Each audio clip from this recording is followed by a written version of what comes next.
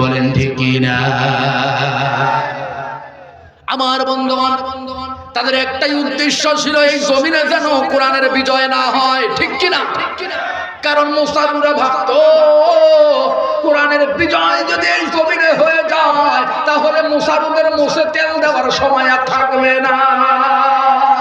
কোরআনের বিজয় যদি বাংলার জমিনে হয়ে যায় তাহলে আর বড় বড় বোতল খাওয়া যাবে না, ডাইল খাওয়া যাবে না, সুদ খাওয়া, ঘুষ খাওয়া, বেবিচারি করা যাবে না, দেশের টাকা বিদেশি ব্যাংকে পাচার করা যাবে না কোরআনের বিজয় হলে। এই জন্যই তারা সারাটা জীবন তিন বিজয়ের সৈনিকদের উপর অন্যায় অবিচার চালিয়েছে। কথা বলো ঠিক কি রে? যদি আগুন লেগে ধ্বংস হয়ে যায়, ধ্বংস হয়ে যায়, আল্লাহু আকবার। যদি আগুন লেগে যায় পুড়ে যায়, যদি আগুন লেগে যায় পুড়ে যায় পৃথিবীর সব বইয়ের দোকান, তবু বিশ্ব থেকে হারাবে না মাওলার কোরআন, তবু পৃথিবী থেকে হারাবে না আল্লাহর কোরআন। ওই আল্লাহ জানায়া দিলেন, ইন্না নাহনু নাযালনা যিকরা ওয়া ইন্না লাহু লাহাফিযুন।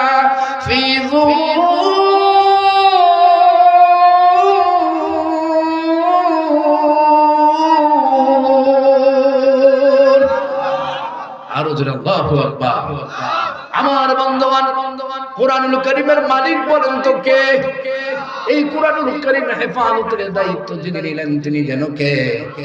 আসমান জমিন গোটা কুল কায়নাতের মালিক যদি আল্লাহ হয়, ওই আল্লাহ যদি কোরআনের মালিক হয়, ওই আল্লাহ কোরআনুল কারীমের হেফাজতের দায়িত্ব নিয়েছে।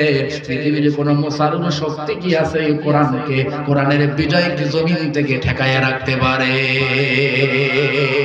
বিজয় হবে আল্লাহর কোরআনের, বিজয় হবে দিন মুসলমানের, বিজয় হবে কিয়ামতের দিনের সঙ্গী সাথীদের, বিজয় হবে এই জমিনে যারা আল্লাহর কোরআনের শাসন প্রতিষ্ঠার জন্য রক্ত দিয়েছে, জীবন দিয়েছে তাদের।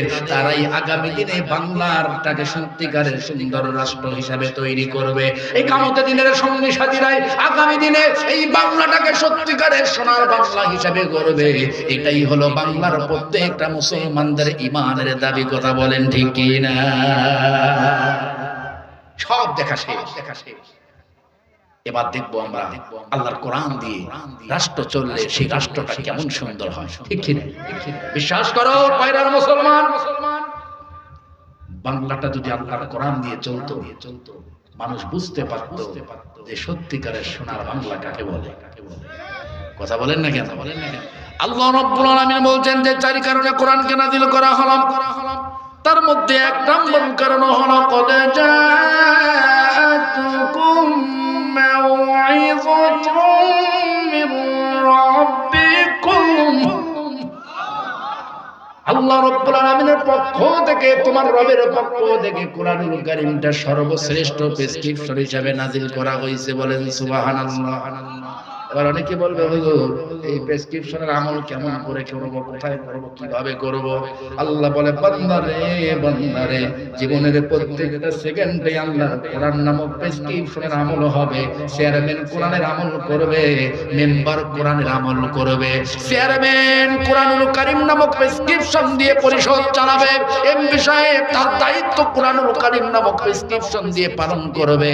কোরআনুল কারীম নামক প্রেসক্রিপশন দিয়ে মন্ত্রী তার দায়িত্ব পালন করবে। কোরআনুল কারীম নামক প্রেসক্রিপশন দিয়ে রাষ্ট্রপ্রধান কোরআনুল কারীম নামক প্রেসক্রিপশন দিয়ে রাষ্ট্র চালাবে। যদি দেশের প্রত্যেকটা ব্যক্তি যদি আল্লাহর কোরআনুল কারীম নামক প্রেসক্রিপশন দিয়ে দায়িত্ব পালন করে, আল্লাহকে মাওলার কসম করে বলি, আমার রাষ্ট্রে খুন, গুম, হত্যা, অন্যায়, অবিচার, জুলুম আর থাকবে না। আমার দেশটা সত্যিকারের সোনার বাংলা, সোনার বাংলা হয়ে যাবে। বলেন ঠিক কি না? কদ জাআতকুম মাউইযাতুম মির রাব্বিকুম। এটার অর্থ হলো মুমিনের প্রত্যেকটা সেকেন্ড চলবে আল্লাহর কোরআন দিয়ে। মুমিনের জীবন চলবে আল্লাহর কোরআন দিয়ে, মুমিনের পরিবার চলবে আল্লাহর কোরআন দিয়ে, মুমিনের সমাজ চলবে আল্লাহর কোরআন দিয়ে।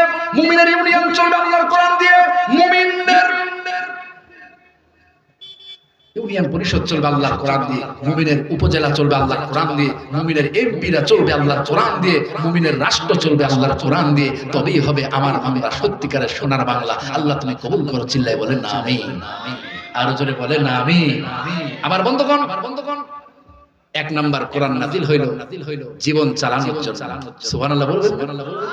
দুই নাম্বার ওয়াশিফাউন লিমা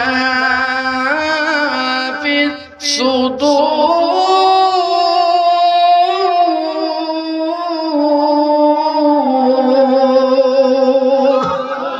দুই নাম্বার কোরআন নাজিল হইল মানব জাতির অন্তরের রোগ মুক্তির জন্য, সুবহানাল্লাহ। অন্তরের মধ্যে শিরক নামক রোগ আছে না নাই? অন্তরের মধ্যে জুলুম নামক রোগ আছে, অন্তরের মধ্যে অন্যায় নামক রোগ আছে, অন্তরের মধ্যে জিনা নামক রোগ আছে, অন্তরের মধ্যে ঘুষ নামক সিটারি বাটপারি নামক রোগ আছে। এই সমস্ত রোগ মুক্ত করে অন্তরটাকে পবিত্র অন্তর বানানোর জন্যই কোরআনুল কারীম নামক ঔষধখানা আল্লাহ রাব্বুল আলামিন বান্দার জন্য নাজিল করলেন, বলেন সুবহানাল্লাহ। এক নাম্বার মানব জাতির জীবন চালানোর জন্য কোরআন নাজিল হলো। দুই নাম্বার ঔষধ হিসাবে কোরআনুল কারীম নাজিল হলো। তিন নাম্বার ওয়া হুদা ওয়া রাহমাতুল লিল মুমিনিন। আমার বন্ধুরা, তিন নাম্বার ওয়া হুদা, হিদায়াতের জন্য কোরআনটা নাজিল হলো, সুবহানাল্লাহ কয় না? অনেকে বলে যে হুজুর মুসলমান তো হইছে আর আবার হিদায়াত কেন? আমি একজনকে জিজ্ঞাসা করলাম, ভাই তুমি কি কারণে নিজেকে মুসলমান মনে করো? সে বলল, হুজুর কেন দুই কারণে মুসলমান মনে করি। শর্টকাট শেষ করে দিচ্ছি, যেহেতু কথা বলার পরিবেশ আপনারা তো বুঝতেছেন। আমার বন্ধুগণ, ওই ব্যক্তিকে জিজ্ঞাসা করলাম, কি কারণে তুমি নিজেকে মুসলমান হিসেবে দাবি করো? সে বলল, হুজুর দুই কারণে। এক নাম্বার, আমার বাপ মুসলমান ছিল, তার বাপ তার বাপ তার বাপ মুসলমান ছিল, সেই ঘরে আমি জন্মগ্রহণ করেছি, ওই জন্য নিজেকে মুসলমান মনে করি। ঠিক কিনা? দুই নাম্বার, হুজুর ছোট্টবেলা বয়সটা যখন 6 থেকে 7 বছর ছিল, তখন সামান্য একটু চামড়া কাটা হয়েছিল, মানে সুন্নতে খাতনা। বোঝেন নি? সুন্নতে খাতনা কি করার মানুষের করে নাই ছোটবেলা? সেদিন দেখি এক জায়গায় লেখা আছে, এখানে ব্যথা ছাড়া সুন্নতে খাতনা করানো হয়। আমি দেখে ভাবলাম সর্বনাশ, মাথা নষ্ট। এর আগে যে সহজে মুসলমান হইছে, মুসলমানের ঘরে জন্মগ্রহণ করছে, তাই মুসলমান। একটু চামড়া কাটতে সামান্য একটু কষ্ট পাইছে, তাতেই মুসলমান। আর এবার চামড়া কাটতেও কষ্ট নাই, তাহলে বলেন তো ওই ঘরের আন্দা বাচ্চা যারা আছে তাদের মুসলমান হওয়া আরো সহজ না কঠিন? আমি ওই ব্যক্তিকে বললাম, ভাইয়া থামো, মুসলমানের ঘরে জন্মগ্রহণ করে ছোট্টবেলা সুন্নতে খাতনা করলে মুসলমান হওয়া যায় না। কেন হওয়া যায় না? আমি ওর এক্সাম্পল স্বরূপ বুঝাইয়া দিলাম, দান করলেই সত্যিকারের দানবীর হওয়া যায় না, কারণ দানটা কবুল হতে হয় দরবারে ইলাহিতে, বলেন ঠিক কিনা? আমি বললাম, হজ করে এসে নামের শুরুতে আল হাজ লাকাব লাগাইলেই হাজী হওয়া যায় না, হজটা দরবারে ইলাহিতে কবুল হওয়ার দরকার আছে কিনা? আমি বললাম, ভাইয়ারে, নামাজ পড়লেই যেমন নামাজি হওয়া যায় না, দান করলেই যেমন দানবীর হওয়া যায় না, হজ করলেই যেমন হাজী হওয়া যায় না, ঠিক তেমনি ভাবে মুসলমানের ঘরে জন্মগ্রহণ করে ছোট্টবেলা সামান্য একটু চামড়া কাটলেই সত্যিকারের মুসলমান হওয়া যায় না রে, যায় না। সত্যিকারের মুসলমান হওয়ার জন্য আল্লাহর কোরআন নামক গ্রন্থ দিয়ে, আল্লাহর কোরআনুল কারীম নামক কিতাব দিয়ে জীবনটাকে চালাতে হয়, তবে সত্যিকারের মুসলমান হওয়া যায়, বলেন ঠিক কিনা? এই জন্য আল্লাহ বলে, ওয়া হুদা ওয়া রাহমাতুল লিল মুমিনিন।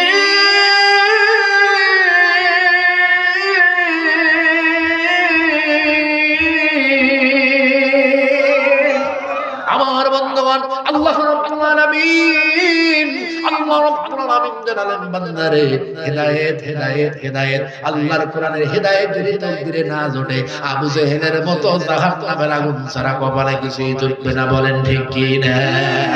আমার প্রাণপ্রিয় বন্ধুগণ, মনে পড়ে গেল আল্লামা ডক্টর ইকবাল হোসেনের কথা। আল্লামা ডক্টর ইকবাল হোসেন বলেন, ভাদ্র মাসে অমাবস্যা রাতের যে বৃষ্টির ফোঁটা সমুদ্রের তীরে কোনো শক্তি যোগাতে পারে না, ওই বৃষ্টির যেমন কোনো মূল্য থাকে না, ঠিক তেমনি ভাবে নামাজ পড়ার পরে, দাড়ি রাখার পরে, টুপি রাখার পরে, যাকাত দেওয়ার পরে,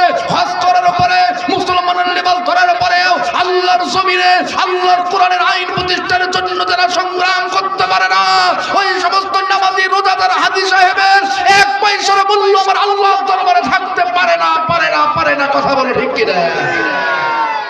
আমার বন্ধুগণ, অনেকে মনে করছে আমি তো নামাজ পড়ি, আমি পাক্কা ইমানদার। না না না, নামাজ পড়লেই যদি পাক্কা ইমানদার হওয়া যেত, দান করলে যদি পাক্কা ইমানদার হওয়া যেত, বড় দাড়ি টুপি রাখলেই যদি পাক্কা ইমানদার হওয়া যেত, বিশ্বাস করেন তাহলে নবীজির শরীর মোবারক থেকে তাজা রক্ত ঝরাতে হতো। কথা হয় না কেন? কয়েকটা টাকা দান করলেই যদি পাক্কা ইমানদার হওয়া যেত, ময়দানে মাহশরে যদি মুক্তি পাওয়া যেত, তাহলে সাহাবায়ে কেরাম রাদিয়াল্লাহু তাআলা আলাইহিম আজমাইনগণ জীবন দিতেন। নবীজির দান্দার মোবারক উহুদের জমিনে শহীদ হতো না। ঠিক কি না? আমার বন্ধুগণ, তার মানে কি বুঝতে হবে? বুঝতে হবে আল্লাহর কোরআনের হেদায়েতের দরকার, আর আল্লাহর কোরআনের হেদায়েত নিয়ে আল্লাহর কোরআনুল কারীম নামক প্রেসক্রিপশন দিয়ে জীবন সাজানো দরকার। কথা বলেন ঠিক কি? আল্লাহ তুমি কবুল করো, চিল্লায়ে বলেন আমিন। ওই কারণে কোরআন নাযিল হলো। এক নাম্বার কোরআনুল কারীম নাযিল হলো সর্বোৎকৃষ্ট প্রেসক্রিপশন হিসাবে। দুই নম্বরে কোরআন নাযিল হলো মানব জাতির অন্তরের রোগ মুক্তির জন্য। তিন নাম্বার কোরআনুল কারীম নাযিল হইল হেদায়েতের জন্য। চার নাম্বার আল্লাহ রাব্বুল আলামিন বললেন ওয়া রাহমাতুল লিল মুমিনিন।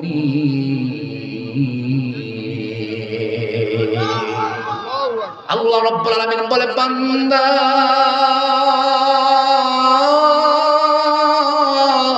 আল্লাহু আকবার, আল্লাহকে একটা ডাক দেন আল্লাহু আকবার।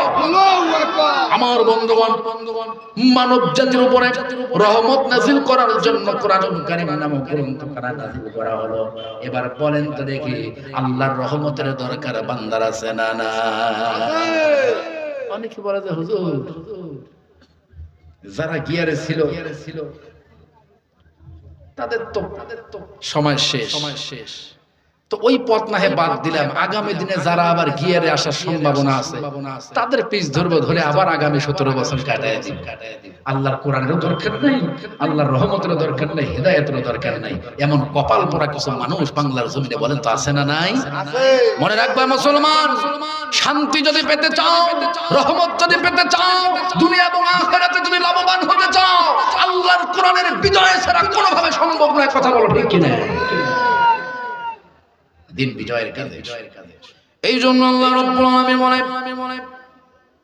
ومن أعرض عن ذكري فإن له معيشة ضنكا ونحشره يوم القيامة أعمى। আল্লাহর কোরআন থেকে যারা বিমুখ হয়ে যাবে, আল্লাহর কোরআন আইন থেকে যারা বিমুখ হয়ে যাবে, আল্লাহর কোরআনুল কারীম নামক জিকির থেকে যারা দূরে সরে যাবে, তাদের দুনিয়াতে এক নাম্বার শাস্তি হবে, তাদের জীবনটা সংকীর্ণ হয়ে যাবে, হায়াত কমে যাবে, রিজিক কমে যাবে, সম্পদ কমে যাবে, ইজ্জত কমে যাবে, তাড়াতাড়ি কবরে যাবে। আর কবরে যেতে দেরি, কবরে দুই পাশের মাটিগুলো চাপ দিতে দেরি হবে না। চিল্লায় বলেন নাউজুবিল্লাহ। দুই নাম্বার শাস্তি হলো ونحشره يوم القيامة أعمى।